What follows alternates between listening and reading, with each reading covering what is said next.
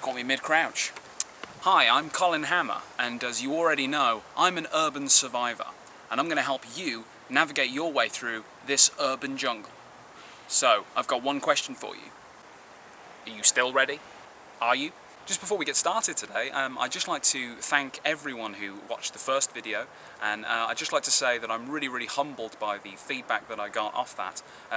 Obviously there's always a few people, there's a couple of very lewd messages that I don't really want to dwell on, but I genuinely got some very interesting questions and queries, and so I'd like to take this opportunity to answer some of those questions, and hopefully it'll become a regular feature.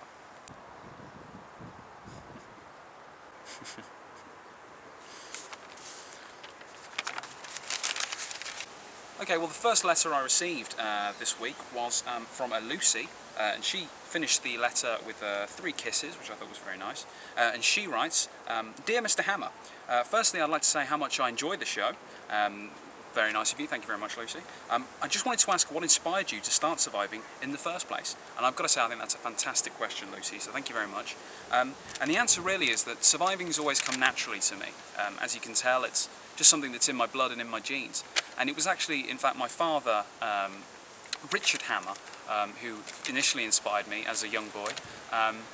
Rather ironically, unfortunately, he died at the tender age of 40 in an industrial accident. But his writings and his memory really do inspire me to keep surviving in this kind of setting. Hope that answers your question, Lucy.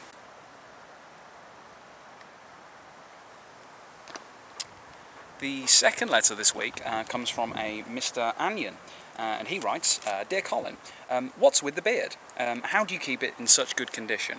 Well, Mr. Anyan, I think it's a slightly light-hearted question, but you've actually stumbled upon a really interesting point, and that is that this beard isn't just a fashion accessory. It also has some really valuable functions to it as well.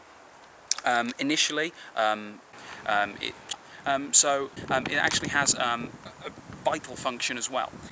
As for how I keep it in such good condition, that's quite a spurious question, but, you know, just for your information, I have a comprehensive grooming kit, also with a tiny beard comb.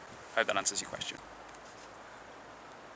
I'd just like to share with you one more letter, which was clearly by far the best letter I received this week. It reads thusly, Dear Colin Hammer, may I start by saying what a massive help your hints and tips have been for my ongoing survival in an urban context.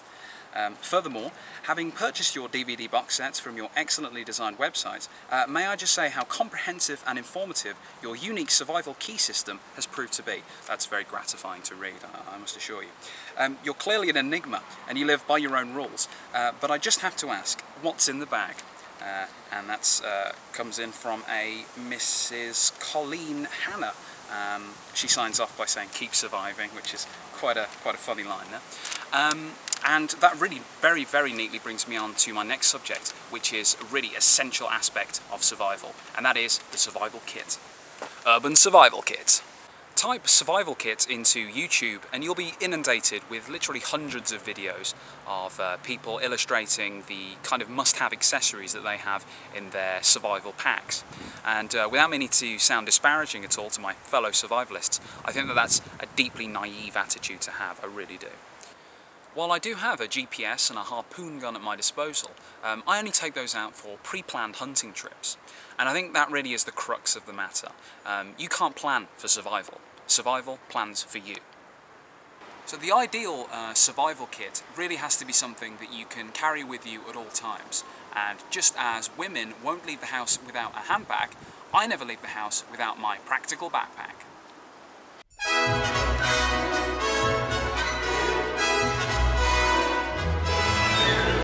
So here we are back at Colin's question.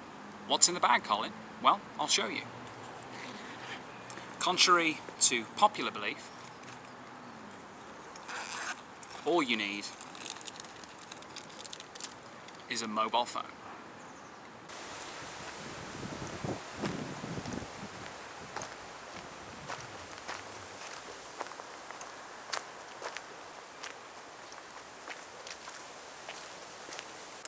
Picture the scenario. You've had a long, tough day at work and you've gone for a nice relaxing stroll in a local idyll. But all of a sudden, you're disorientated. Where are you?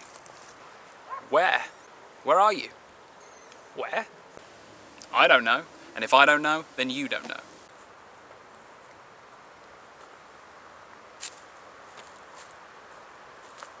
Where are you? Face it, you're lost.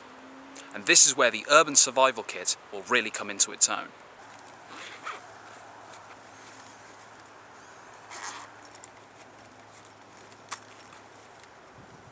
I know what you're thinking.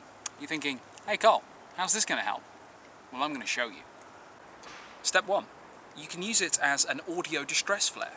Simply choose the ringtone of your choice, play it for all to hear, and then I guarantee you within a couple of hours somebody will come and rescue you.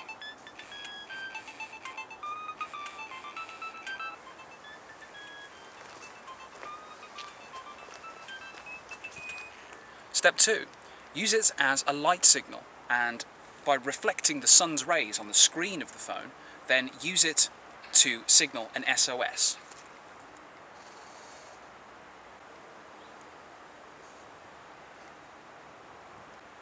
Is that working?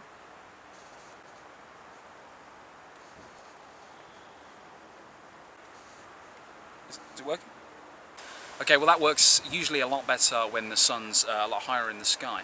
But that brings me on to step 3, which is that you can use this as a hunting tool or, along with a cupped hand, a rudimentary pestle and mortar.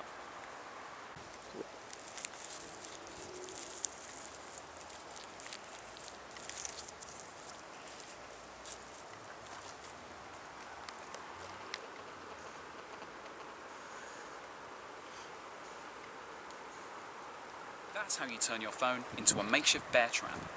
Step 6. If your audio flare or light signal should attract a foe rather than a friend, then do not be afraid to use the phone as a cudgel. Ah!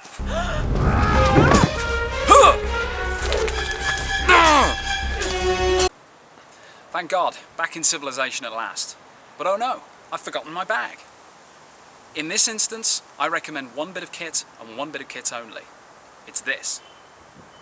If you're thirsty, I guarantee that one day this is going to save your life.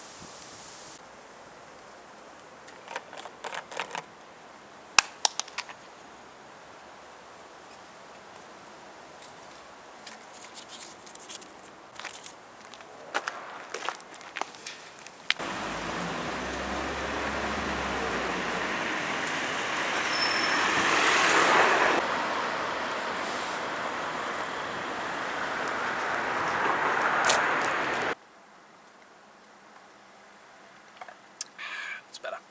Well, that concludes this week's survival tutorial. I hope you found it enlightening and perhaps inspiring. I know I have. Keep the letters coming into the usual place, and next week we'll be tackling the often overlooked subject of survival hygiene. I've been Colin Hammer. Remember, if you want to keep surviving, keep subscribing.